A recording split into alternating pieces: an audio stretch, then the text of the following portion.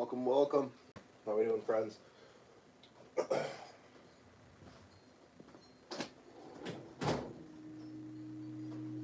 filing time.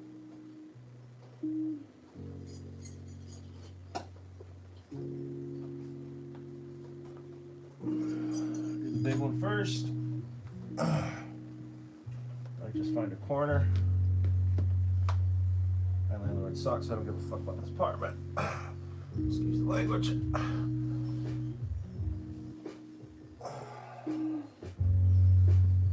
All right.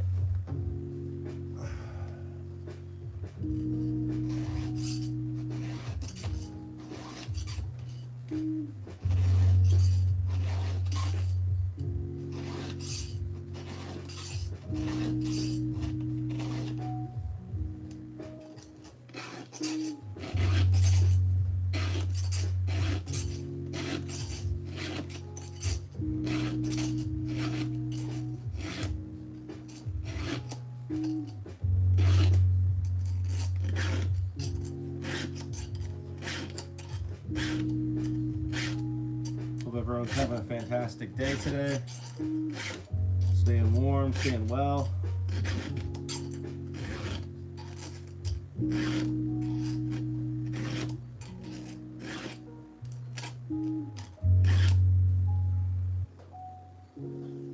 Happy with that.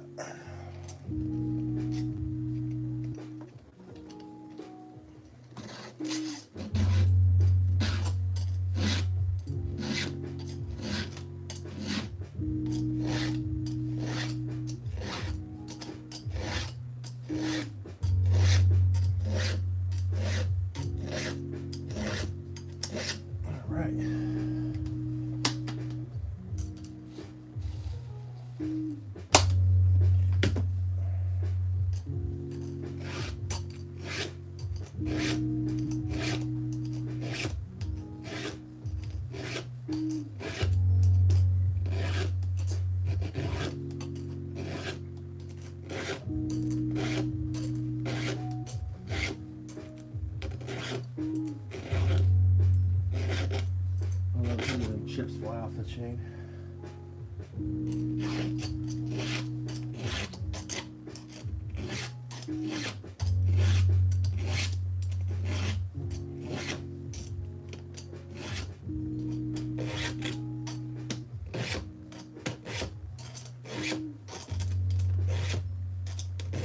Really got to get in there.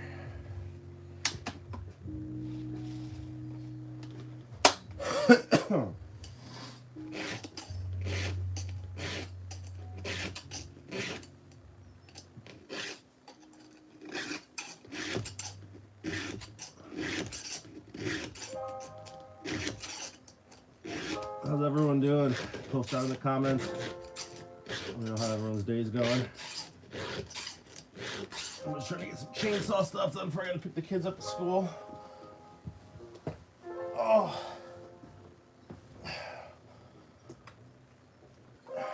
Got this pretty well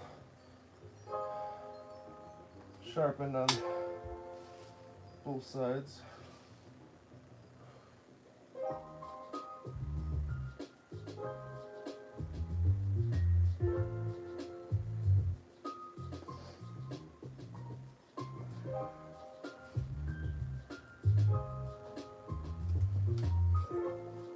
Just get a little doll here.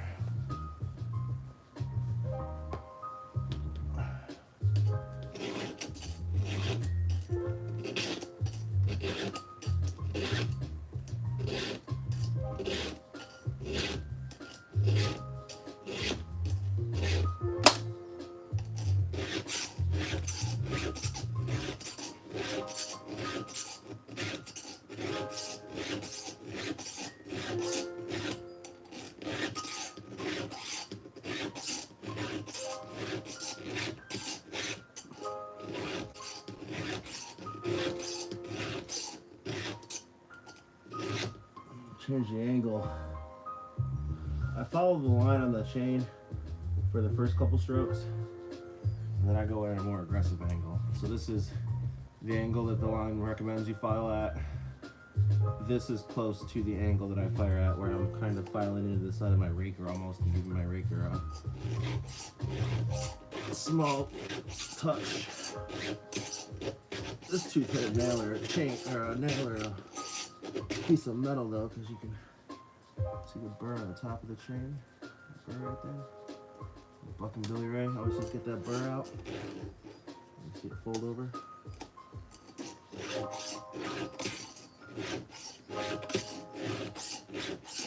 You really see it right here.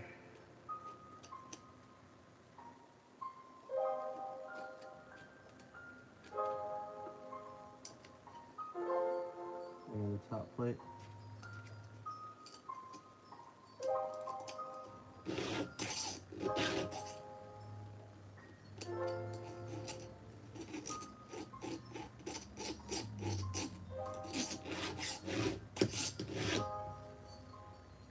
Yeah, tooth is indexed now. So you do like 2 or 3 files at the regular recommended angle. I get that gullet. And then do 1 or 2 at the much steeper angle.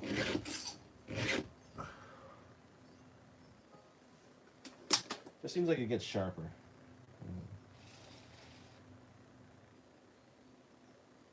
It's all in the filing, man. You can have a 90cc saw if you can't file worth a shit. Right? Get anything done with a file, sharpen a chain, you ain't gonna be able to cut nothing.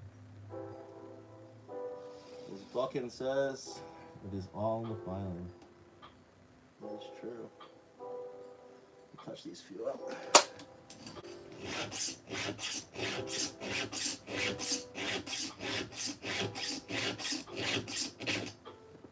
Brr.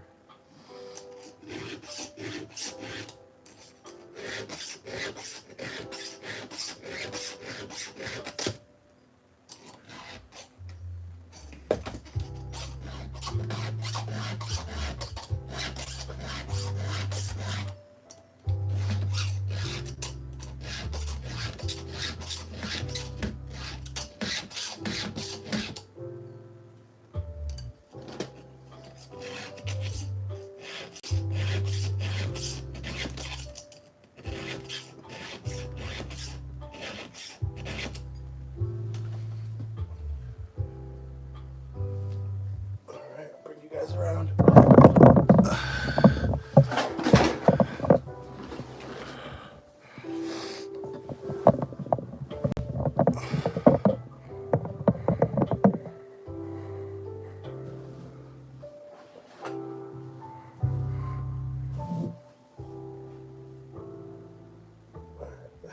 Big one's done. Let me do the small one.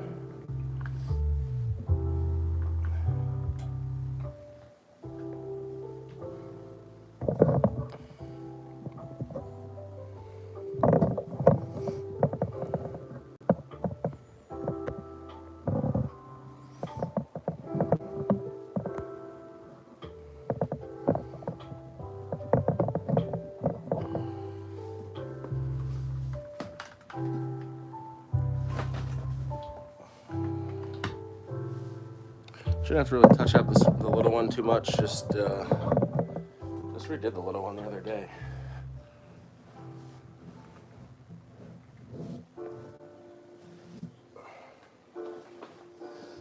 And plus, the little one has twice as many teeth to file on it because it is a full comp chain. 562, skip tooth. There's a reason for that. I hand file. I'm not spending hours to hand file a chain. Just not doing it.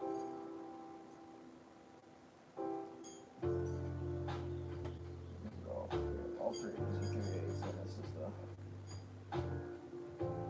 15, 30 seconds, 35, 30 seconds. 3/16.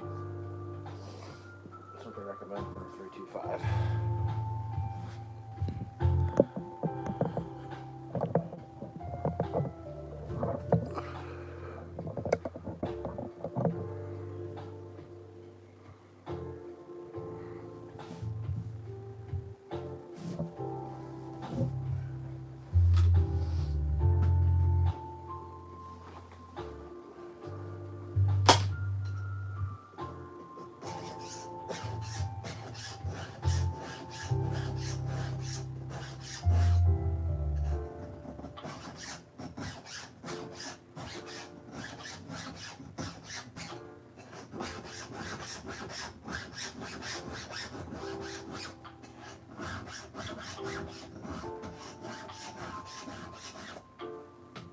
Which usually goes faster though.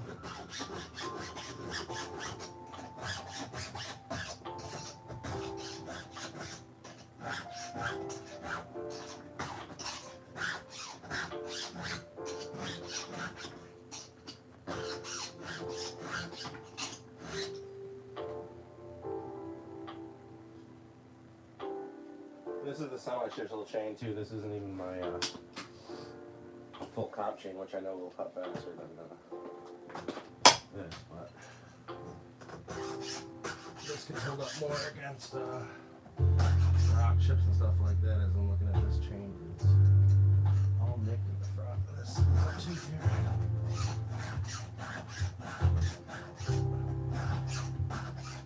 This one got some repair.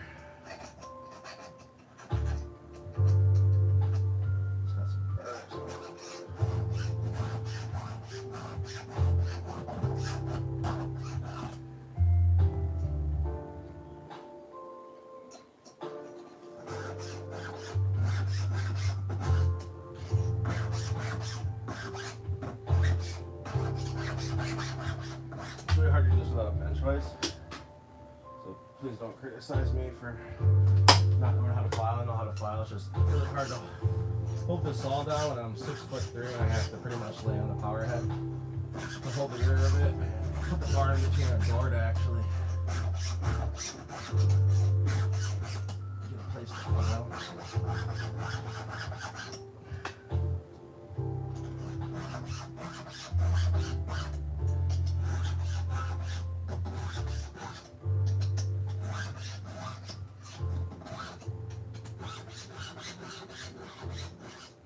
That's all I'm going to do for this chain.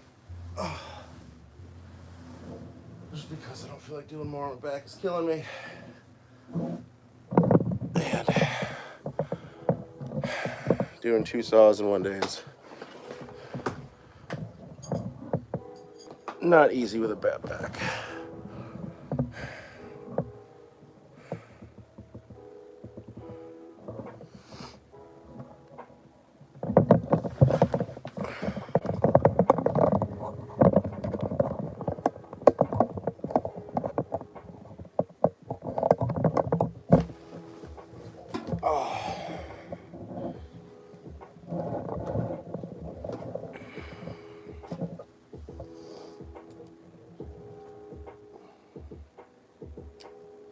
I love having the 562 dog on the 550, by the way. It is a really nice upgrade from the factory dog. I really want to get a Samara or a Shigihara for my 550 and get rid of this Oregon bar, but for now the Oregon works.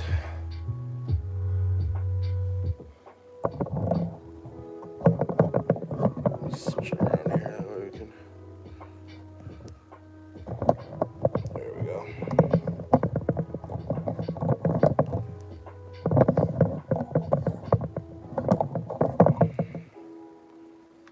I'm just gonna go through this chain roughly and just look at it because it did get torn up pretty good from whatever I hit last with it.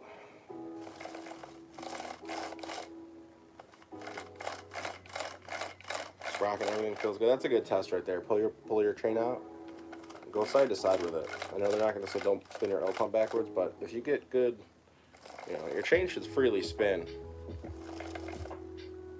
with just minimal effort.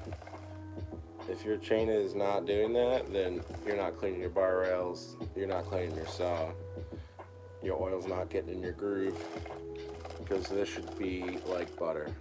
Especially after how many times it goes around the saw and revolutions when it's at full RPM.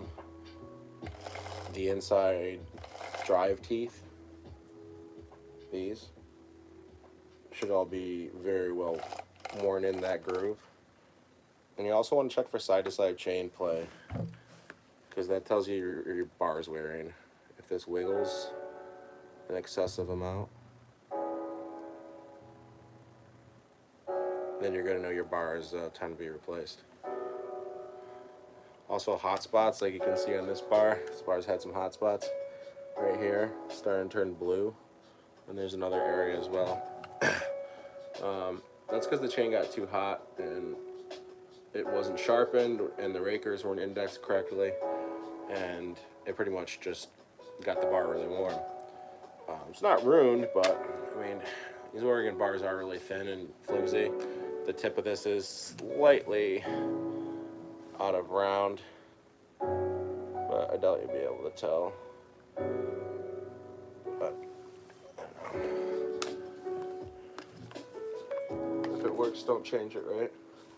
So we're gonna go through this chain, and I'll take it in front and zoom I can. I'm gonna show you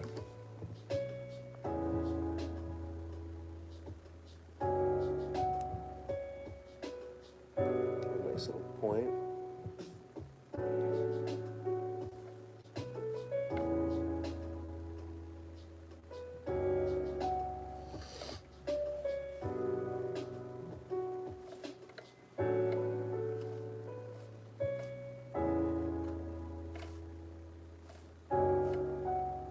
Like I said, this is the semi-chisel chain.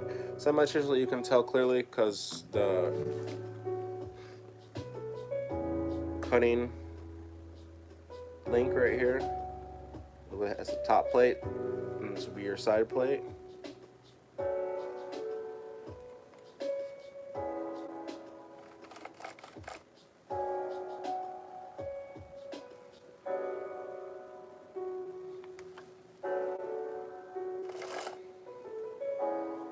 I always walk my chain with my fingers like this. I call it walking the chain. So back out so you can see. And I can tell from a dull chain to a freshly sharpened one if I just walk the side of it with my fingers. Just based upon how much resistance and how sharp it is. So that's one test I like to do. If I put a saw away, I don't remember if I sharpened it or not, and I put the bar cover on it and you can't tell if it's all dirty again. Just run your fingers over it. You'll tell right away if it's sharp. You're not really going for points. You're going for that cutting edge, the gullet. That's really what you got to get. It's right there, the gullet, right in between there. So, all right, well, that's gonna probably do it. I'm not gonna do any startup videos today. I am going to cover some more gear and tech soon. I'll have a more extensive filing video coming up when I'm able to have a good place to mount the saw. Probably going to cut a tree in the yard and just make an old-fashioned stump vise out of it, because I don't have a workshop per se at the moment with the current situation. So let's look at this 562 again. Look how pretty this thing looks. It's like brand new.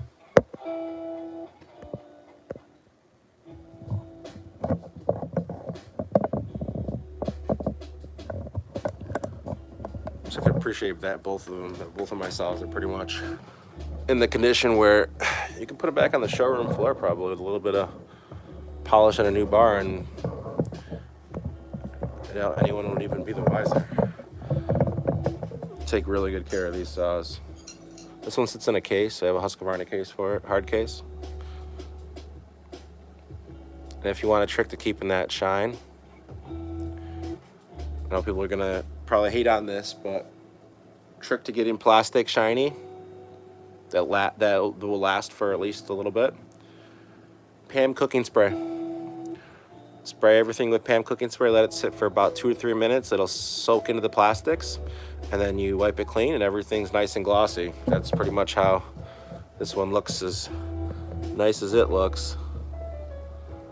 And this one. I'm not one to let them roll around in back of truck beds, as you can kind of tell. Paint job's holding up very well, both of them.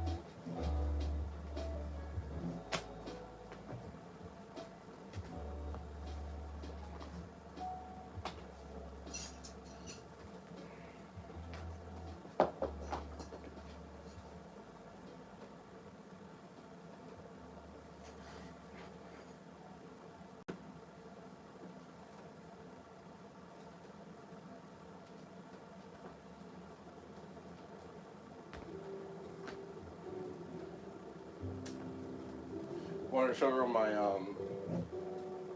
helmet rig, kind of how it works. Do that real quick.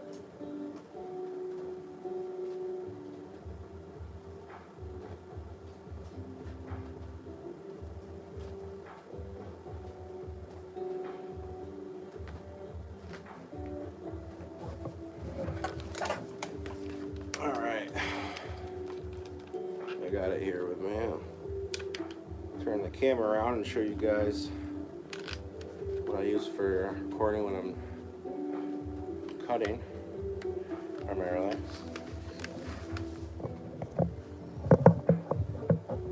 Those saws look pretty. So here, and now this is a very cheap basic helmet, and this isn't nothing crazy. It's Husqvarna. I think it's a homeowner's type helmet. It's not the most expensive one at all. We'll flip you guys around here so you guys can see it. Alright. So, this is what I use for primarily when I'm wood cutting and doing most of my stuff. So I always rock Husqvarna till I die. I just have a basic helmet. I got the sun visor on there. I have the mesh protection in the front. It goes up like this. So I'll show you guys how it goes on. There's a strap in the back that kind of just holds your head. I don't have the turn knob one. Mine doesn't have that. I actually have Husqvarna safety glasses as well that I usually use, unless I wear my regular glasses. But this mesh is not enough for the fine dust. Fine dust gets right through this. This is more of so a stick doesn't poke you through the eye or through the face type of thing. And then the custom mod that I've done to mine is I added a GoPro helmet to the top of it. So I have a GoPro camera. It's just a GoPro Session. Does 1080p 60. And it's perfect size for my helmet. It doesn't add too much weight to the rig. I have the ear protection. They do have ones where you can get the Bluetooth and stuff so you can listen to your music and stuff through it, but don't have those yet. Someday, you know. But all I have to do is tap the power button on here once and it will start recording.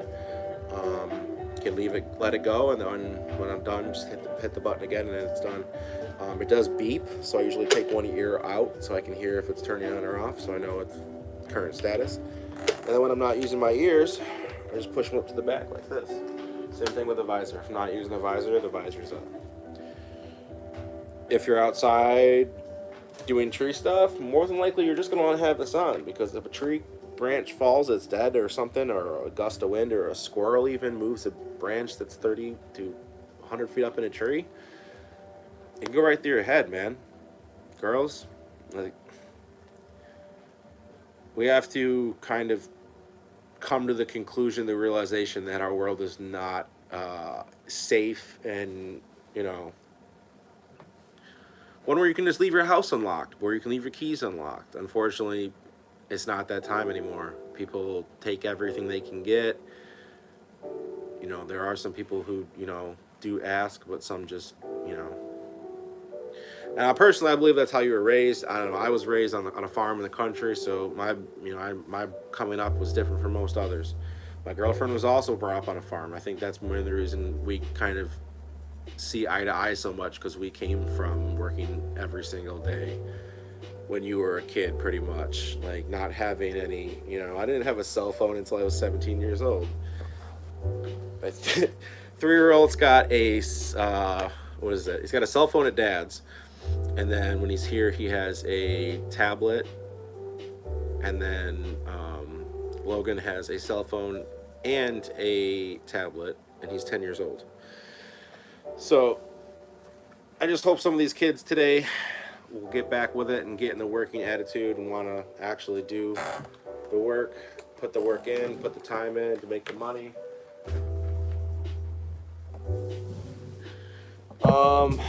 Let's see what else. Up and coming stuff for the channel. Gonna be doing probably 5 or 6 uploads at a time from now on. It seems like that's when I had the most viewers and came close to getting at least 20 to 30 subscribers probably within a couple days. So I'm really going to be pushing over the course of the next couple days to get as many different uploads out as I can. I'm going to set up a little cutting station so I can have the wood, you know, fixed to something. That way I can cut it without it moving on me. That way I can get some really good, you know, fast cuts in. I know you guys love seeing that saw go through that wood, especially the 550 Mark II after the muffler mod. It is a whole different saw. I don't even recognize it anymore. It went from this nice little quiet little, you know, I'll cut the tree to like, just, I'm gonna just rip the tree in half, like no questions. The muffler mod woke it up 100%. Like, it was Sleeping Beauty until that muffler mod came on. And again, I will be doing a video on that soon. I will be showing you the port work that I did on my muffler mod. Many other YouTubers, excuse me, have done videos on muffler mods. Only 1 or 2 people cover the Mark II, and they like cut all inside the muffler and leave big holes. I'm not a fan of doing that, especially from the outside. I want my muffler to look stock. Everyone has their preference. Some like the Iron Horse style pipes, where there's just a big old piece of, you know, circle pipe out the side. I like that, but personally, I don't know. My hearing already sucks as it is, so I try to preserve as much as that as I can. I don't know. I'll give you guys a little show of my DeWalt tool collection before I let everyone go here. Gonna have to wrap it up in the next couple minutes here. I got some stuff I got to do, including planning out some more topics and future videos for the channel. I think I showed you guys all the cookies the other day. Let me give you guys a little. I don't know. I know probably have some DeWalt fans out there, so I'll give you guys a little tour of my DeWalt collection. I have 2 other batteries. One is on my blower, which you can see right there. I have wall mounted. And then my other battery is on my work light. It's giving some light for spotlight. Giving you guys a little behind the scenes here, okay? Don't tell anyone. This is the real pajama jamma. Oscillating tool, grinder, mini recip, impact, XR drill, mini flashlight, floodlight flashlight,